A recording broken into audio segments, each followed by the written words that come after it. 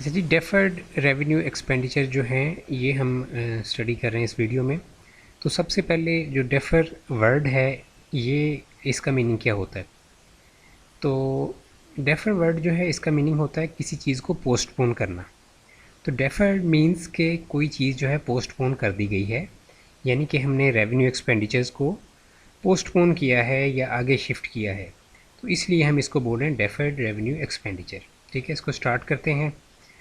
A revenue expenditure, the benefit of which is not confined to current accounting year, and its benefit extends to the future accounting years also। तो ये होते तो revenue expenditure ही हैं, लेकिन इनका जो benefit है वो कन्फाइंड नहीं होता करंट अकाउंटिंग ईयर के लिए, और इसका जो बेनिफिट होता है या इन एक्सपेंडिचर्स का जो बेनिफिट होता है वो एक्सटेंड होता है फ्यूचर अकाउंटिंग ईयर्स के लिए भी। ठीक है, दूसरी चीज़ इसमें होती है कि कोई भी एक्विजिशन ऑफ फिक्स्ड एसेट्स, इसके नतीजे में ये जो हम रेवेन्यू एक्सपेंडिचर कर रहे हैं उसके नतीजे में एक्विजिशन ऑफ फिक्स एसेट्स नहीं होती।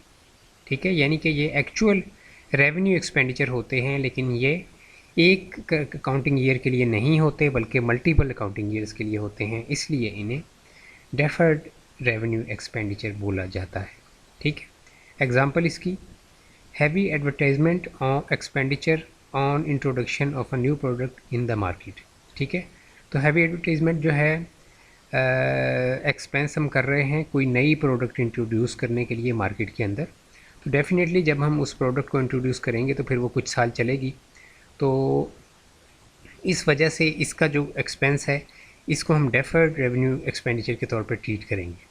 और दूसरी एग्जांपल इसकी है expenditure on formation of a joint stock company.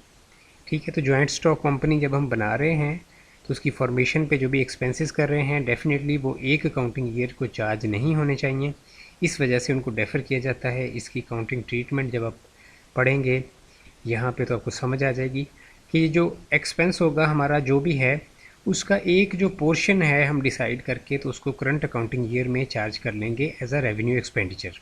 ठीक है, यानी टोटल जो डेफर्ड रेवेन्यू एक्सपेंडिचर्स हैं उनकी कुछ अमाउंट को हम as a revenue expenditure charge करेंगे करंट अकाउंटिंग ईयर में, जितनी भी बाकी अमाउंट बच जाएगी उसको हम as a capital expenditure charge करेंगे and it will be shown on the asset side of the balance sheet.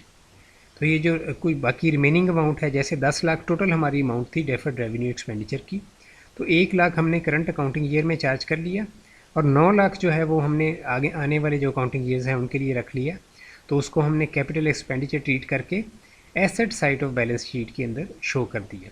ठीक है, तो ये इसकी ट्रीटमेंट होती है, यानी इसका एक पोर्शन जो है वो as a revenue expenditure current accounting year में ट्रीट किया जाता है और रिमेनिंग पोर्शन को एज अ कैपिटल एक्सपेंडिचर जो है ट्रीट करके asset side of balance sheet के अंदर शो किया जाता है। ठीक है जी।